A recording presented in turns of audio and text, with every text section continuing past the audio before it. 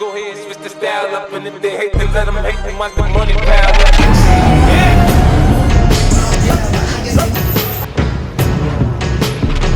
What's up, everybody? Welcome back to 40 and Fly, vlog number 5. All the way live. So you know what that means. Check-in time. First month check-in. For me personally was an L. I'm just gonna keep it real with y'all, man. I mean, yeah, we got some newbie gains, lost a quick 10 pounds in the right direction.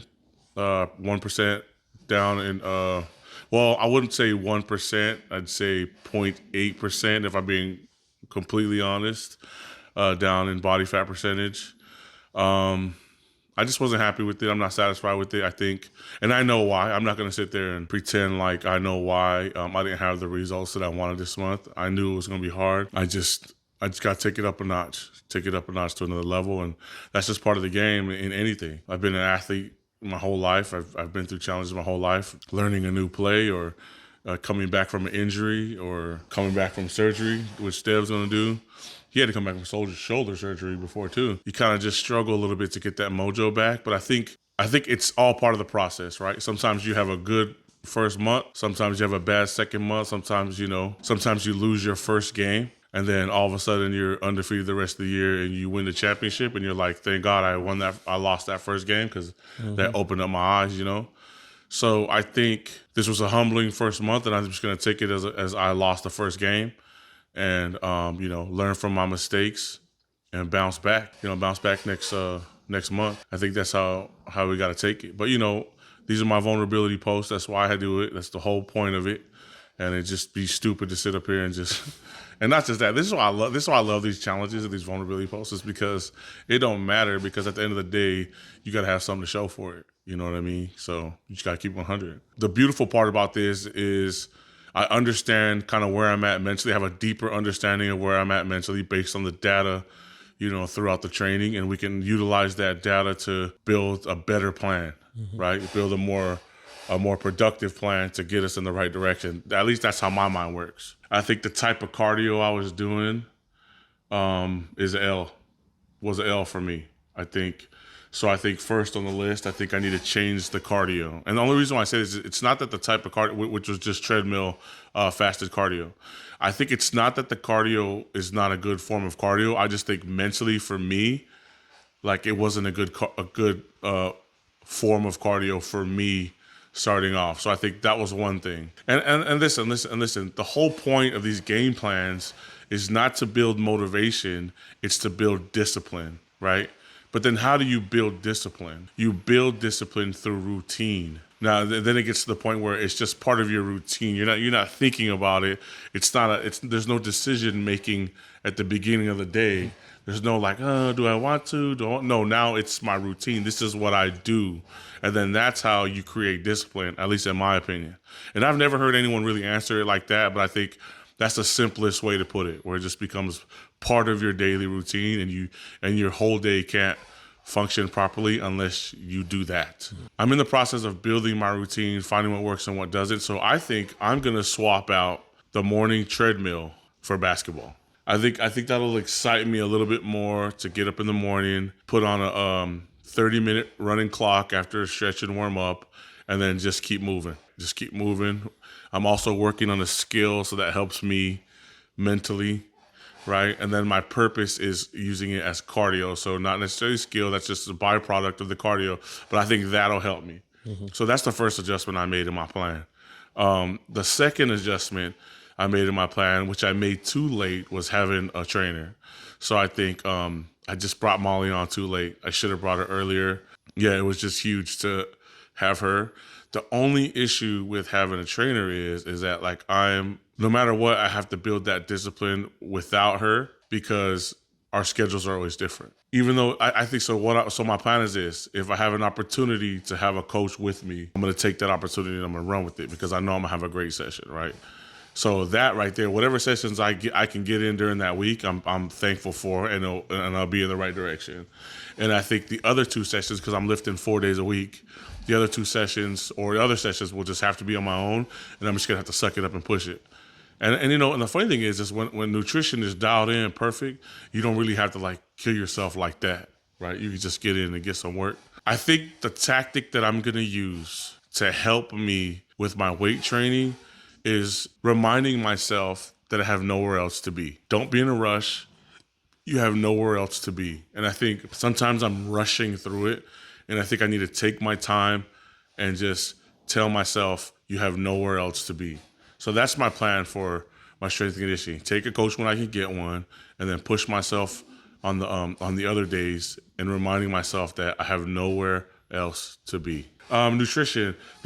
I mean, that's the biggest thing for me. And here's my weakness. My weakness on nutrition is really honestly the weekends. It's just honestly the weekends because the kids are home, Molly's home, everybody's home. Like, I mean, they got games and stuff, but when they come home, I felt like I ain't seen everybody.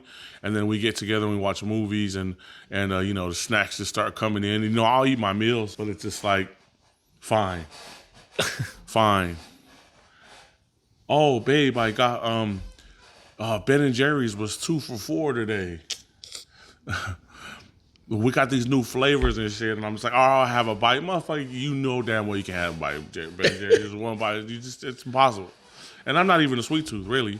A lot of the times when I like overeat, you know what I mean? Like, but none of it had to do with sweets. Like I'll have like extra rice when I'm not supposed to, or something else, like I'm only supposed to have 3 of those meals in a day, and I'll add some chips to it or something, like that, like shit like that, just stupid ass shit like that. I think with the nutrition part of things, I think we can problem solve that with the crew, with the squad, with the whoever's watching, right? Yeah, alive. The hardest part is for me with nutrition is like if it's there, I'm probably gonna eat it, and then when, like you said, you can't just take one bite of of the ice cream or one serving of the chips. It's pretty unconscious just to keep eating it for me.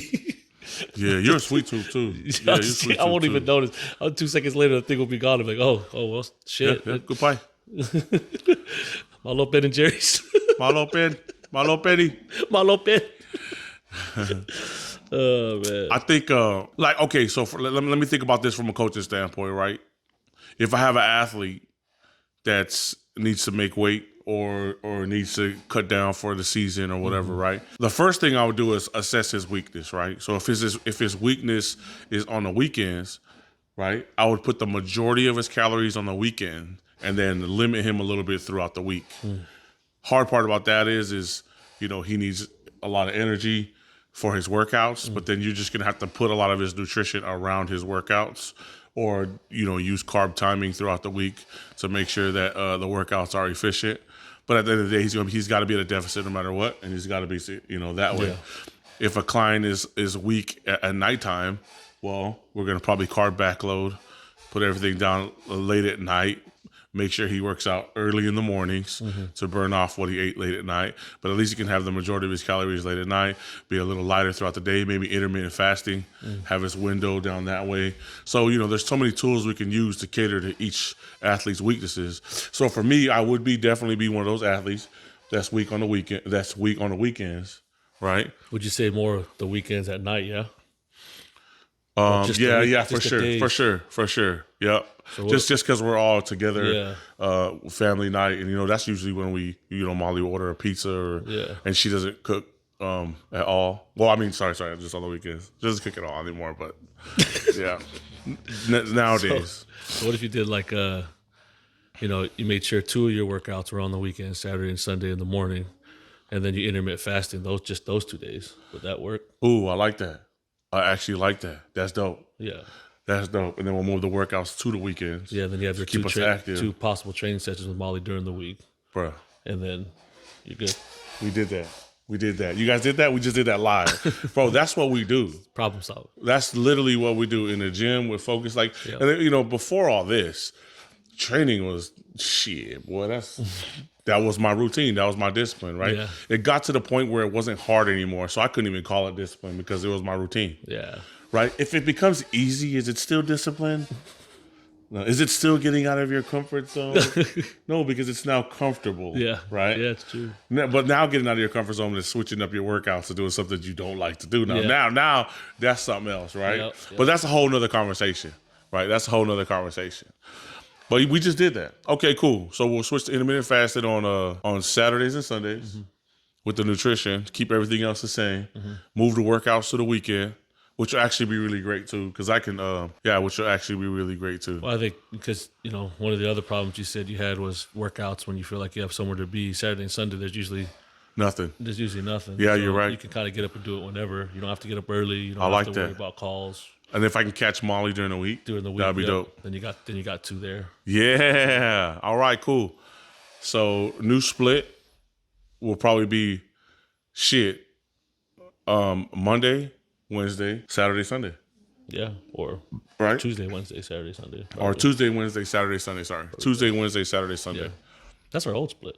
That is our old split. That's our old powerlifting split. Max effort was Saturday. Dude, I made my most gains on that split. Yeah. And you know why we made that split? Because I felt like I had nowhere to be. Oh shit. Yeah, circle. And it was easier to stay disciplined on our nutrition on the weekends if it's we the worked circle out. We worked out on the life. weekends. That's funny. And it moves us on. Oh yeah. Bro, I can't believe it. That is what it was. And I remember I was like, I have to max effort bench and max effort deadlift on Saturdays and Sundays because I feel like I don't have anywhere. I don't feel like I got anywhere to we be. can take our time on it, We not rush. monster games, bro. Yeah. And we had great groups that felt the same way, where we'd all get together and fucking push each other and fucking and I mean, those were the days, deadlift right? parties. Woo. Ooh, deadlift parties, bro. Powerlifting, like all max bench with the fellas. Ugh.